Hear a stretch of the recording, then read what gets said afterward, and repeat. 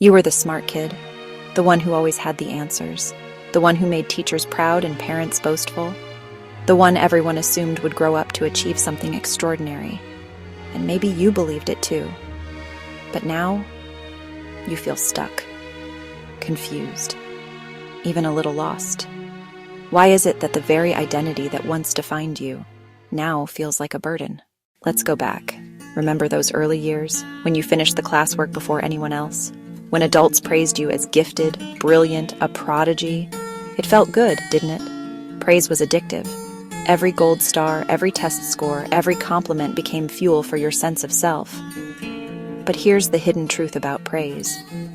It's not just a reward, it's a label. And once you're labeled the smart kid, you feel like you have to live up to it every single day. You weren't just a child anymore, you were an investment. Everyone expected returns. Slowly, your identity became tied to performance. You weren't loved simply for existing. You were loved because you excelled. And deep down, you learned something dangerous. If I fail, I won't be special anymore. Fast forward. You're no longer a child in a classroom, you're an adult in the real world. And suddenly, being smart isn't enough. The exams are harder. The competition is tougher. The world doesn't hand out gold stars anymore. And here's the cruel twist. When you've been praised your whole life for being effortlessly good at things, you never really learned how to struggle. Now, when you hit obstacles, you don't think, this is a challenge I can learn from. You think, maybe I was never smart to begin with. This is the silent identity crisis of the smart kid. The voice in your head whispers, if I'm not the best, then who am I? Many of us spiral into perfectionism, imposter syndrome, or even depression. We chase success not out of joy, but out of fear of being ordinary. And slowly, the identity that once gave us pride becomes a prison. Why does this happen? Psychologists call it the fixed mindset trap. When children are praised for being smart instead of being praised for effort, they grow up fearing failure. Because failure isn't just a mistake, it feels like an attack on who they are. So instead of exploring, risking, or growing, they play it safe. They only do what they're already good at, and life starts shrinking. There's another layer too. Many smart kids grow up with strong cognitive empathy, the ability to analyze and understand what others feel. But emotional connection, vulnerability, that often takes a back seat. We become good at explaining feelings, but not at experiencing them. And that leaves us lonely. Brilliant minds, but hearts that feel disconnected. But here's the thing. Being the smart kid was never the problem. It's just, that's not all you are.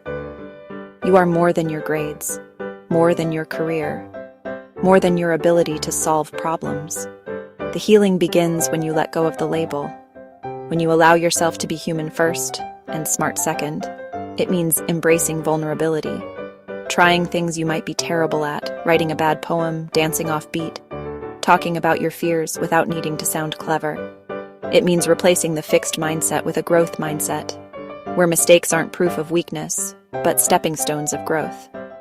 It means learning that connection is not built on impressing people. It's built on showing up as your real, messy, imperfect self. Yes, therapy helps, journaling helps, meditation helps, but more than anything, honesty helps. Honesty with yourself. I don't have to be extraordinary all the time, I just need to be real. So if you are the smart kid who now feels lost, know this. You are not broken. You are not a failure. You are simply in the process of rediscovering yourself. Beyond the praise, beyond the labels, beyond the gold stars. Being smart was never your true identity. Your true identity is being human, curious, vulnerable, capable of growth. And maybe, just maybe, that's even more powerful than being the smart kid. Because now, you have the chance to be something greater, a whole, authentic human being. If this resonated with you, you're not alone. Share this video with someone who might need it.